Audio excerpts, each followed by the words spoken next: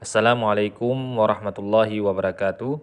Alhamdulillah, puji syukur kepada Allah Subhanahu wa taala atas segala karunia dan nikmatnya sehingga pada kesempatan hari ini kita masih bisa melanjutkan perkuliahan kita pada mata kuliah Sejarah Islam Modern.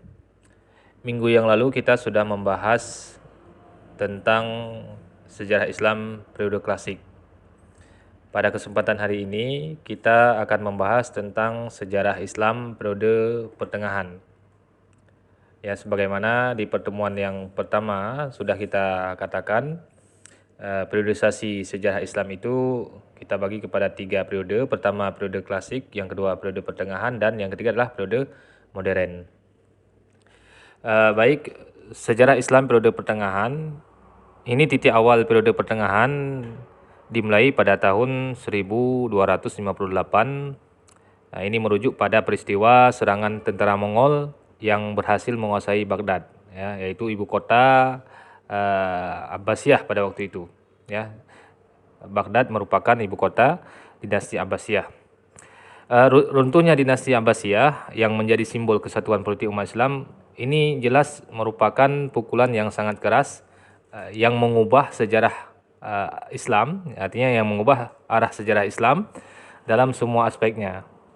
Ya, setelah beberapa abad di puncak kejayaan, kekalahan dari kekuatan luar ini seperti Mongol ini sesuatu yang sangat sulit dipersepsikan.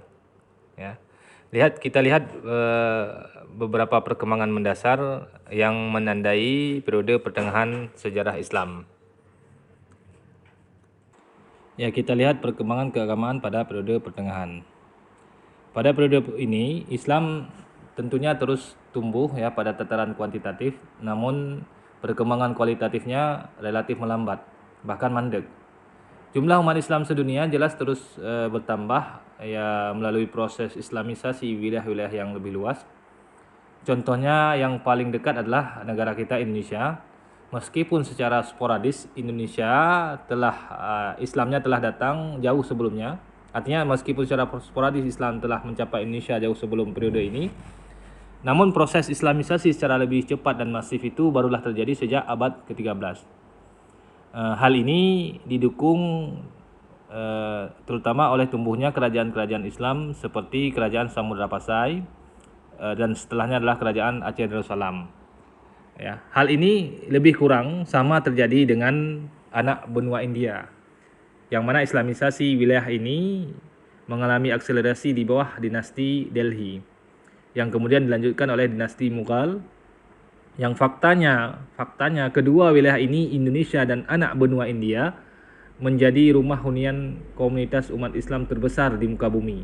Ya, bahkan sampai sekarang bisa kita lihat Indonesia menjadi negara yang mayoritas penduduk Muslim di dunia. Ya, negara Indonesia menjadi negara terbesar umat Islam ya di dunia.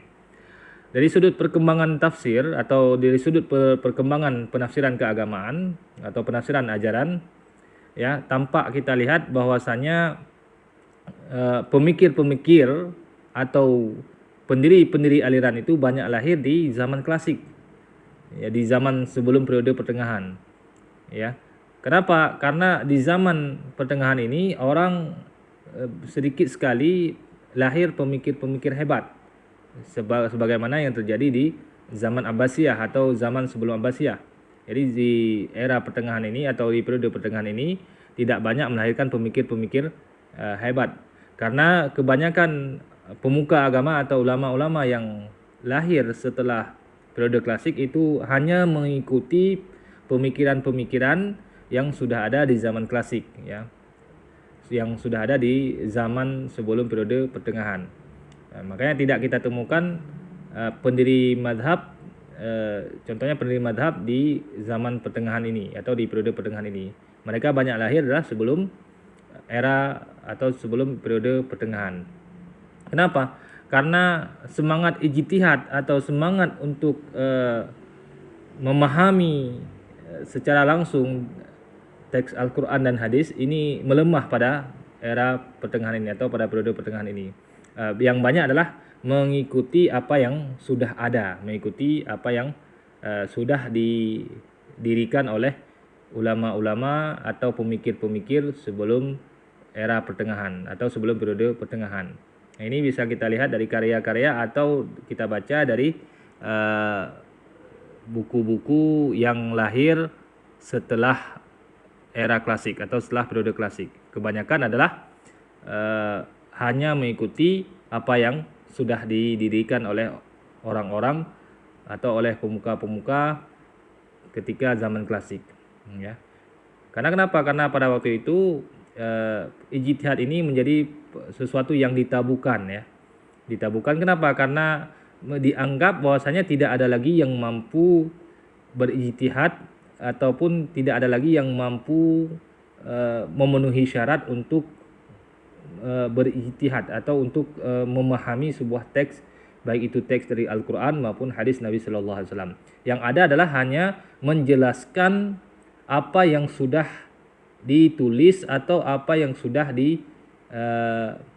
didirikan oleh orang-orang terdahulu. Ini yang terjadi di abad pertengahan atau di periode pertengahan.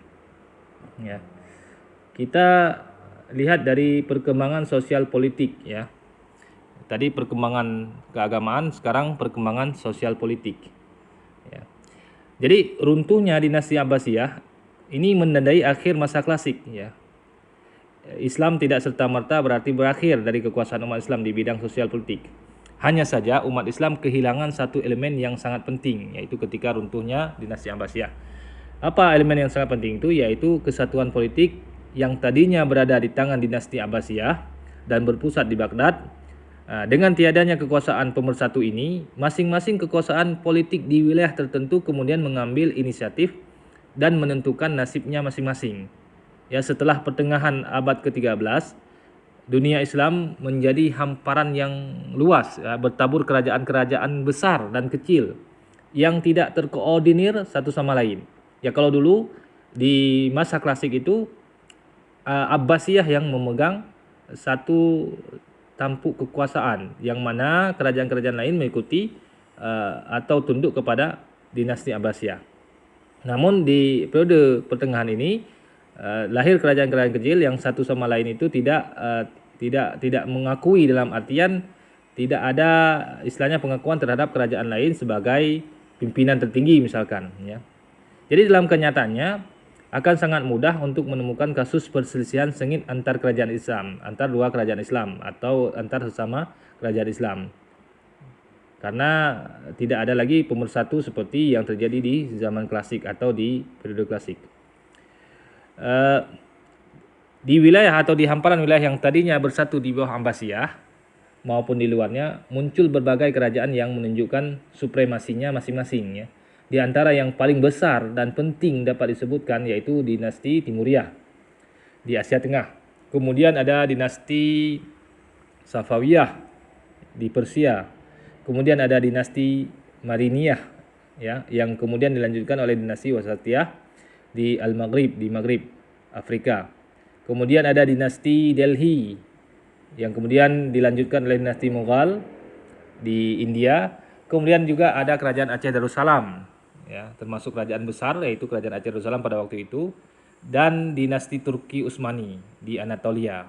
Ya, dari sudut pandang pertambahan wilayah, pengaruh dan penganut, periode pertengahan ini menyumbang sangat besar melalui dinasti-dinasti tersebut.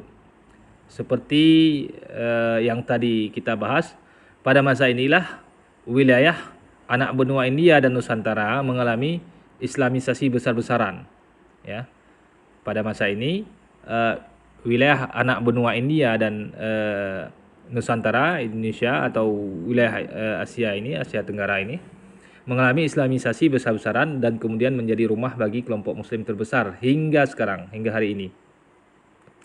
Dan juga pada masa ini terciptanya kantong-kantong penduduk muslim di berbagai tempat di Asia Tengah dan Eropa Timur.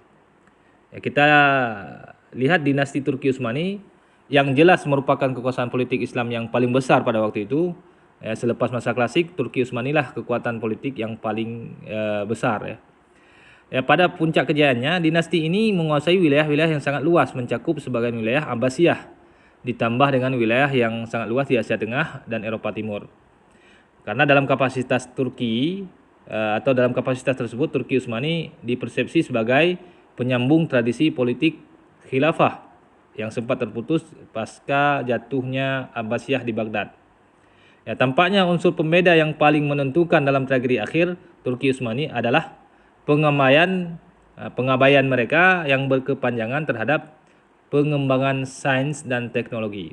Nah, ini yang tampak membedakan antar unsur pembeda yang paling menentukan dalam tragedi akhir Turki Utsmani, yaitu pengabaian terhadap pengembangan sains dan teknologi. Ya, sedangkan di periode klasik ini salah satu yang diperhatikan. Tetapi dalam masa Turki Utsmani ini termasuk yang diabaikan. Karena dalam periode pertengahan ini Eropa mengalami akselerasi cepat ya melalui penelitian di bidang sains dan teknologi. Harus kita akui memang ya setelah abad klasik Eropa muncul. Sedangkan ketika masa klasik Islam itu lebih muncul karena banyak lahir pemikir yang hebat ya. Jadi karena pengabaian ini tampak dari dua lini pengembangan teknologi. Karena yang paling menentukan nasib sejarah umat Islam di penghujung periode pertengahan adalah teknologi transportasi dan teknologi militer. Ya. Penemuan mesin uap dan aplikasinya dalam bidang maritim ini memberikan keunggulan bagi bangsa-bangsa Eropa dalam melaksanakan kegiatan ekonomi maupun militernya. Ya. Jurang keunggulan yang terus melebar pada akhirnya membawa bangsa-bangsa Muslim takluk di bawah kekuasaan bangsa-bangsa Barat. Ya, karena Eropa maju, karena mereka sudah memperhatikan sains dan teknologi ya. Mereka sudah maju selangkah dibandingkan umat Islam yang pada waktu itu sudah menjadi kerajaan-kerajaan kecil ya. Jadi satu demi satu bangsa-bangsa Muslim menjadi wilayah jajahan bangsa-bangsa Barat. Dan ini berlangsung untuk waktu yang bervariasi dari satu kasus ke kasus lainnya. Nah, ini yang terjadi di abad pertengahan. Ya, ketika Abbasiyah jatuh, kemudian lahir kerajaan-kerajaan kecil yang paling besar pada waktu itulah Turki Utsmani. Ya. Memang digadang-gadangkan Turki Utsmani adalah sebagai penyambung sistem kekhalifahan yang telah terputus. Ya, tetapi pada dasarnya Turki Utsmani itu juga kalau kita lihat dari sejarah itu adalah Turki masih kerajaan besar ya. Karena kenapa? Karena kerajaan-kerajaan Islam yang lain itu tidak semuanya tunduk kepada Turki Utsmani, namun mungkin bekerja sama ya. Contohnya seperti kerajaan Aceh Darussalam. Kerajaan Aceh Darussalam itu bukan di bawah Turki Utsmani, tetapi bekerja sama dalam hal militer dan lain-lain. Ya. Ya, kita lihat perkembangan intelektual pada periode pertengahan. Ketika runtuhnya struktur politik umat Islam, ini berimbas sangat kuat pada semangat dan pencapaian intelektual di masa pertengahan. Ya, terjadi penurunan serius dalam semangat penelitian dan penemuan di kalangan umat Islam ketika di periode pertengahan. Jika di masa klasik ditandai dengan semangat menemukan dan menciptakan, masa pertengahan lebih diwarnai dengan semangat konservatif, yaitu memelihara apa yang sudah ada. Ya, tidak seperti di masa klasik menemukan, tetapi di masa periode pertengahan ini bisa dikatakanlah memelihara apa yang sudah ada. Ya. Atau kebanyakan dari temuan yang ada di masa periode pertengahan merupakan hanya kelanjutan dari temuan di masa sebelumnya. Ada pula yang lain yang sangat menonjol, yaitu meredupnya kajian sains dan teknologi di masa pertengahan ini dan semakin dominannya kajian ilmu keagamaan. Ya, di masa pertengahan ini meredup kajian sains, artinya kajian sains ini semakin berkurang dan juga penemuan tentang teknologi itu kajian tentang teknologi itu berkurang. Yang paling dominannya adalah kajian-kajian ilmu keagamaan. Karena bagian awal masa pertengahan menyaksikan pertumbuhan kuantitatif lembaga pendidikan yang mengurusi ilmu keagamaan. Ya, dari sudut wacana keilmuan, masa pertengahan sangat didominasi oleh tradisi syarah. Ya, kalau dulu misalkan di masa klasik itu banyaknya matan kalau dalam kitab-kitab, tetapi di masa pertengahan ini banyak syarah, yaitu syarah itu kegiatan menjelaskan sebuah kitab yang terdahulu yang biasanya merupakan karya orisinal dan monumental ya oleh pemikir-pemikir terdahulu. Dan di masa pertengahan ini juga ada tradisi hasyiah. Hasyiah itu menjelaskan syarahnya lagi. Ya, ini di sini saja sudah menunjukkan bahwasanya eh, eh, tidak ada sesuatu yang baru ya. Yang ada adalah melanjutkan apa yang sudah ada. Pertama syarah, kemudian dari syarah itu dilanjutkan dengan hasyiah. Ya. Ini diantara kemunduran abad pertengahan. Ya mungkin sekian saja. Mudah-mudahan bisa kita menambah dengan bacaan yang lain sebagai wawasan dalam sejarah Islam modern. Assalamualaikum warahmatullahi wabarakatuh.